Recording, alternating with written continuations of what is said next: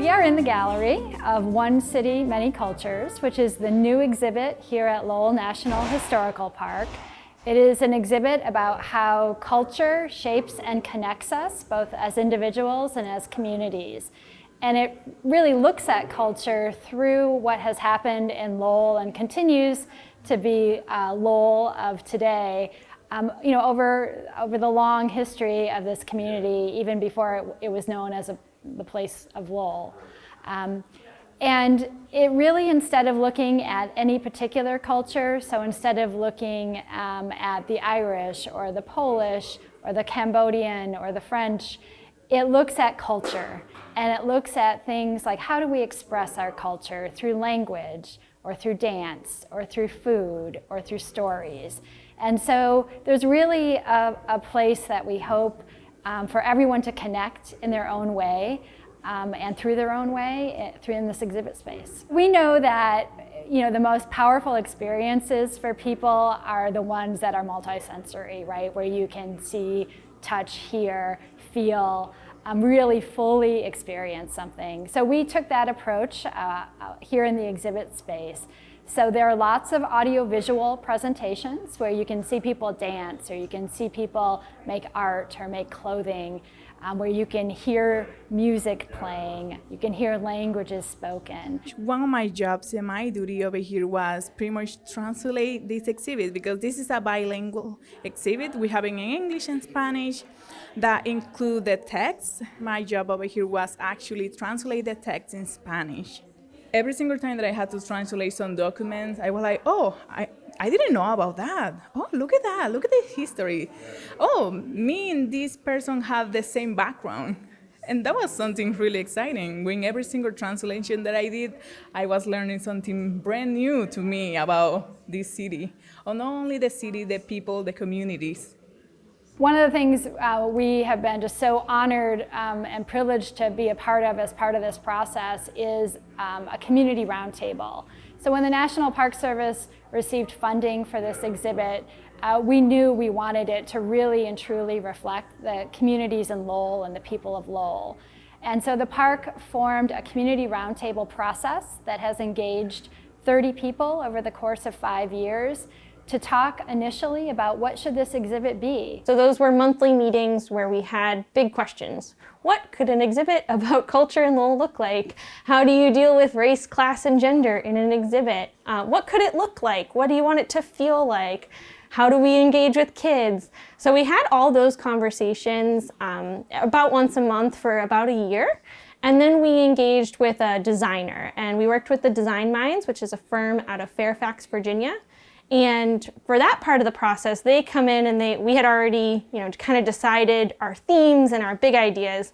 They took those and they started to make it a real space. And it's a very iterative process. So you'll get some drawings back, like, could it be like this? And typically, it's kind of a fast turnaround, right? The park would have to review those things and say, yes, go with this, or no, change that. But we actually extended that process. We said that we wanted a little bit more space, so we could take those drawings and go back to the community and say, does this look right? Does this make sense? And so it starts really big, and then eventually you start drilling down into individual stories and individual little exhibits, and how does this actually work? So that process took about 2.5 years. In the middle was COVID. So we did a lot of those community meetings on WebEx and Zoom and things like that. And then we moved forward into fabrication. So that's when we're actually building the thing and actually figuring out the technology. So we worked with ColorAd in Manassas, Virginia. And again, the community roundtable and other community members looked at everything. We're getting to be a part of really reviewing every step of the process with the park staff. I got invited into the project, and I'm guessing it was somewhere in 2018, and mostly because of my social capitalism, a lot of connections that I've made, and many community events and engagements that I participate in. So because of that, the organizers thought that I would be able to play a good role in this roundtable facilitation role. I'm an architect by nature. So when the space was coming together, like we could see the pictures, in my mind, I could figure the space part of it, like where we have the river flowing through. This is the Merrimack River, and it weaves its way into everything Lowell. But more seeing the stories and how they played into it, to look at the pictures, see how well crafted everything is. It's a full exhibition of not just story, but color, the text, the fonts, everything that the consultants thought about. And going back to the part of how well can you tell a story? There's so many things that come into play, and a space like this, not just the space itself, the lighting, the sounds, the audio, this is all so really exciting. I see familiar faces, people that I know, people that I look up to, I consider my heroes. So it's exciting. The most exciting part of the project for me has been working with the community members to really co-create this space. We've been working together for 5 years, so to watch them be able to understand what we do in terms of creating a visitor experience, but then for me to be able to understand their Lowell and their Lowell experiences and their cultural expressions, it's been this amazing learning opportunity. And it's not just the two-way, it was literally 30 different ways because we've all learned from each other. And I think that is what this exhibit's all about, learning from other people, understanding where other people are coming from. And so that process of co-creation with the community is really reflected in what we're presenting in One City, Many Cultures. Part of One City, Many Cultures is our story booth, or Tell Your Story. And it was really important to make sure that our exhibit could live and be vibrant after we opened the doors, after we finalized the text on the wall. And so the way that we're doing that is we have a room where visitors can come in and choose a question, whether it's how do you express your culture, how do you adjust to a new place, or where do you find community, and they can share their own stories. And then the idea is once they've shared their stories, the park will take those, we'll put some captions on them, and then we'll actually push them back out into the exhibit so that they'll be on the screens with Hugh Comiskey and Moses Johnston and maybe you in the future. So this doll is my favorite. One of the reasons actually is because I donate this doll to the exhibit. So when I moved to the United States, this is one of the small things that I bring to actually remember my homeland, Dominican Republic. And believe me, moving to another country and had to pick some object that is going to represent your whole country is a little bit hard.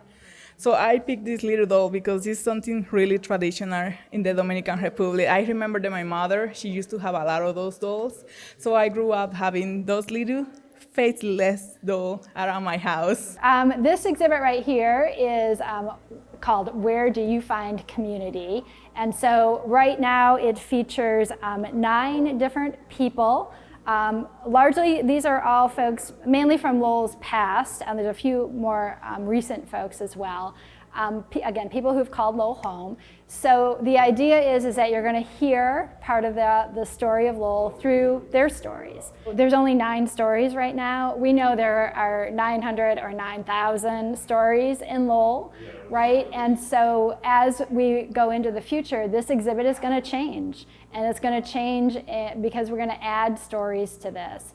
Some of those stories might be stories we learned from people who contribute to the exhibit as they come through it. Because it has, things don't stay the same and they don't stay static, right? Every day we're evolving. And so it's really important for the exhibit to stay fresh in that way and to be meaningful to people and relevant to people. So they have to have the ability to contribute to it. This is a place I want to visit multiple times, and I want to visit it multiple times so that I can experience it from all different perspectives. I almost feel like if I came here every day of the week, I would find a little discovery or a place that I want to spend a little more time on. And I think that was the whole idea behind this, making it almost like a journey, right? I know when we thought we were discussing, we actually had a start and something that continues the conversation and there's an ending. But I feel this as a place that if you started the other way around, you could experience it from a totally different perspective. And I'm very close by from here. I'm actually walking distance. So this may become one of my favorite, when I take a walk, a break from work, that I can come and spend 10 or 15 minutes in here. Absolutely. So this will be open to the public every day. The hours will change slightly as we move into our winter hours. You can always find our hours on the website. Initially, it'll be open 11 to 4:30 each day.